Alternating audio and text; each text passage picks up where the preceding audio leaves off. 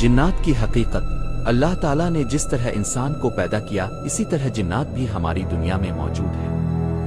انسان آبادی والی جگہوں میں رہتے ہیں اور جنات ویران جگہوں میں بستے ہیں، لیکن اللہ تعالیٰ نے انسان کی آنکھوں کے سامنے ایک ایسا پردہ بنا دیا ہے جس کی وجہ سے انسان جنات کو نہیں دیکھ سکتا، البتہ جنات انسانوں کو دیکھ اور سن سکتے ہیں۔ جب انسان رات کو باہر نکلتا ہے تو اس کے ارد گرد بے شمار جنات موجود ہوتے ہیں، مگر وہ انہیں دیکھ نہیں سکتا۔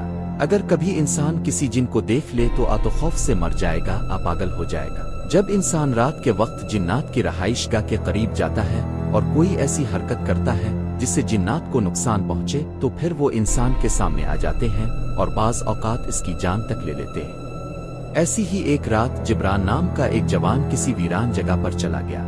بارش ہو رہی تھی اور رات کے 2 بجے کا وقت تھا۔ جبران ایک پرانے بیری کے درخت کے سامنے جا کھڑا ہوا۔ وہ درخت بہت پراسرار اور خوفناک لگتا تھا۔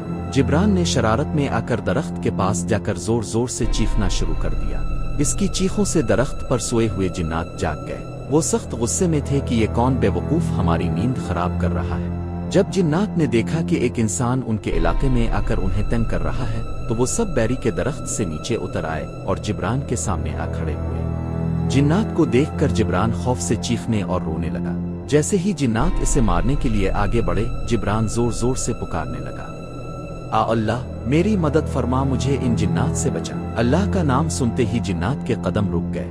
جبران جنات سے معافی مانگنے لگا کہ مجھ سے غلطی ہو گئی، میں آئندہ کبھی کوئی شرارت نہیں کروں گا اور نہ ہی رات کو کسی درخت کے قریب جاؤں گا۔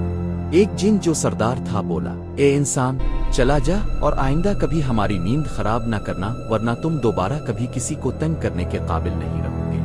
یہ سن کر جبران وہاں سے بھاگ کھڑا ہوا۔ وہ اتنی تیزی سے اپنے گھر کی طرف دوڑا جیسے کوئی دوڑ میں بھاگ رہا ہو۔ گھر پہنچتے ہی خوف کے مارے بے ہوش ہو گیا۔ اس کہانی سے ہمیں یہ سبق ملتا ہے کہ ہمیں کسی درخت کے نیچے یا کسی ویران جگہ پر شرارت نہیں کرنی چاہیے۔ ہمیں نہیں معلوم وہاں کون سی مخلوق آباد ہو۔